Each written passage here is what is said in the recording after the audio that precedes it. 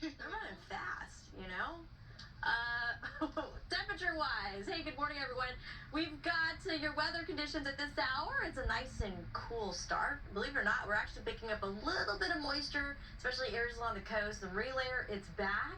Drizzle and patchy fog, really dense at times, has a dense fog advisory in place for much of the coastal areas extending all the way to Ventura County. So just as a visibility will be impacted at LAX down to a quarter of a mile at times. So another reminder to be extra cautious on your drive. If you run into some of the fog cover, you want to make sure you slow it down to get to your destination safely. We've got some heat alerts that will be back into effect, especially across areas of Orange County. Mid-90s are on the way, so temperatures are actually going to get hotter as we move in closer to the middle of the week as an area of high pressure continues to strengthen. And excessive heat watch will go back in effect beginning as early as tomorrow for those interior valleys. The IE eventually will be under excessive heat warnings. And today through now extending into Thursday, our high deserts and our lower deserts will be looking at excessive and dangerous heat.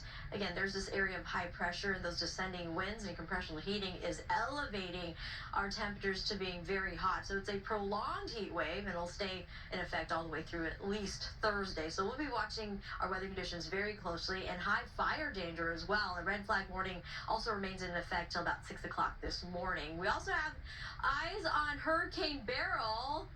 This has been breaking records.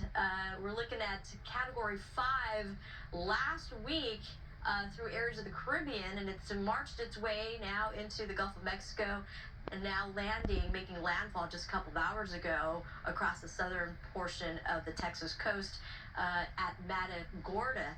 Again, just a couple hours ago. 75-mile-an-hour winds with some really strong heavy rain conditions into Houston. Eventually, it's going to curve its way a little northward across Louisiana and into a portion of Arkansas, and it'll slowly decrease in intensity. But in the meantime, Texas is getting unfortunately battered with all the weather conditions there.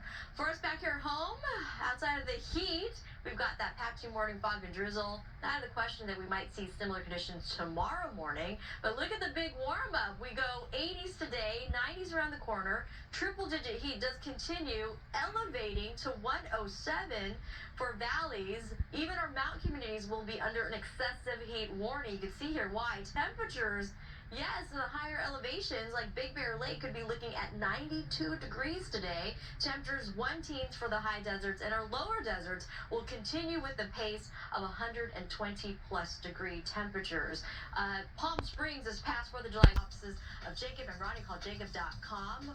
Some drive times to hit up at this hour, 20 minutes leaving downtown to get the west side. That's good.